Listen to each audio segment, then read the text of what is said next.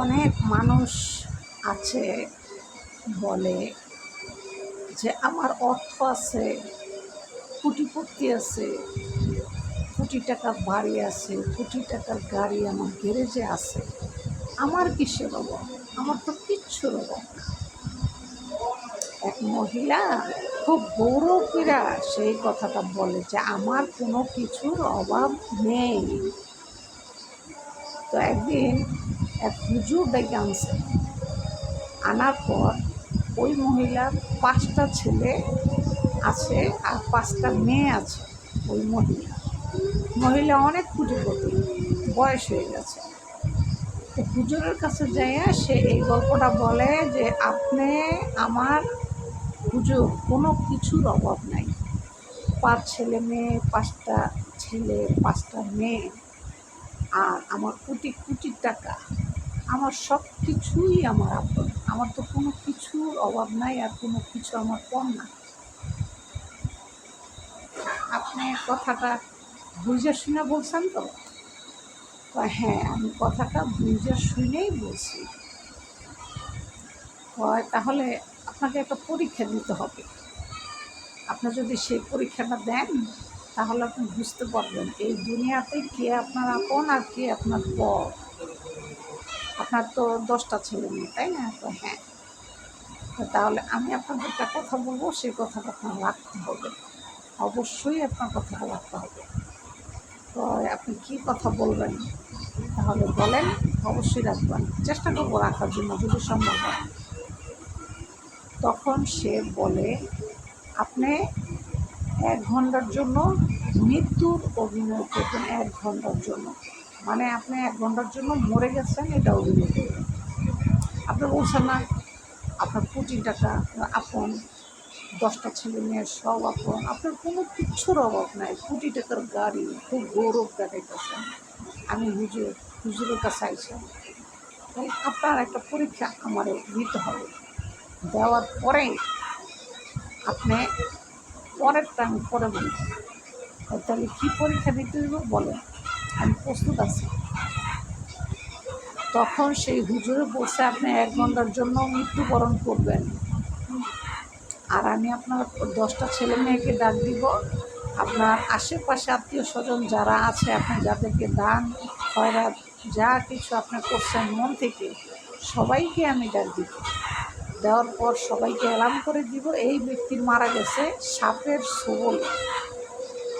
এখন সেই সাপের বিষ যদি তার কোনো আত্মীয় স্বজন, কোনো ছেলে মেয়ে টাইনা উঠাই নিতে পারে তাহলে ওই ব্যক্তি মারা যাবে, আর যাকে সাপে ছোবল দিছে উনি বাইচা যাবে।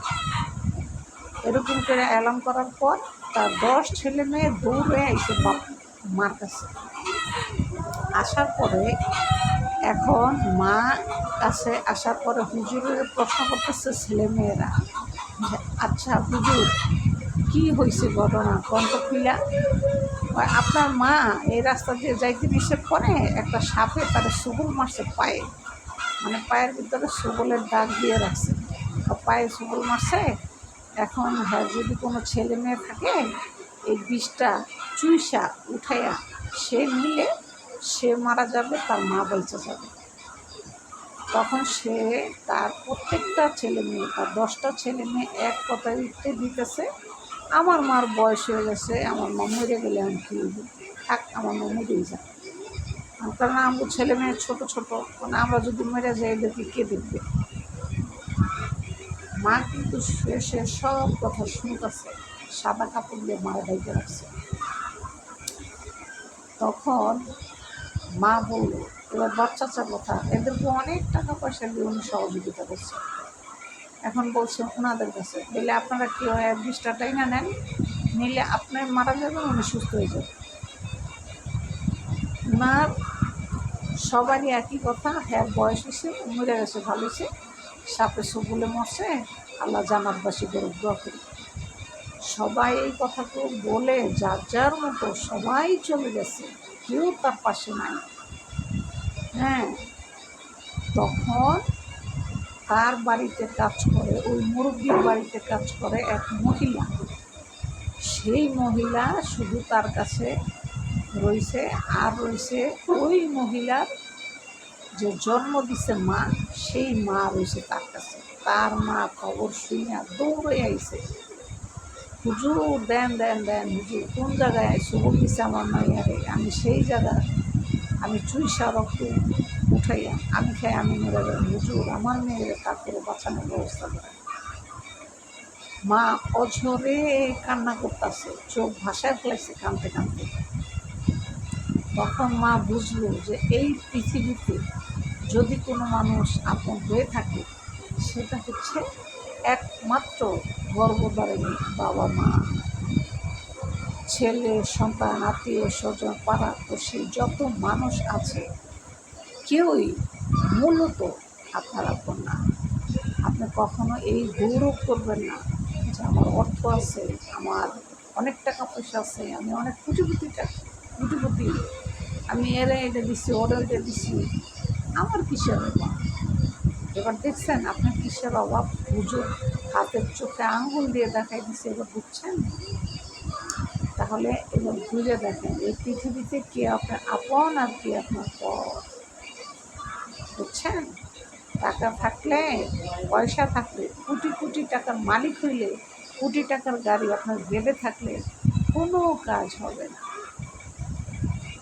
সবসময় একটা কথা মনে রাখবেন, আপনার পাশে যদি কেউ দাঁড়ায়, সেটা নিঃস্বার্থে যদি কেউ দাঁড়ায় থাকে, সেটা আপনাকে জন্ম দিচ্ছে যে বাবা মা, এই দুই ব্যক্তি নিঃস্বার্থে আপনার পাশে দাঁড়ায়। ছেলে মেয়ে, আশেপাশে পড়শি, যত লোকই বলেন, কেউ আপনার পাশে দাঁড়াবে না। আপনারা কারা কারা আমার এই কথা একমত, অবশ্যই কমেন্টে বলে যাবেন। লাইক সাবস্ক্রাইব করে আমার পাশে থাকবেন।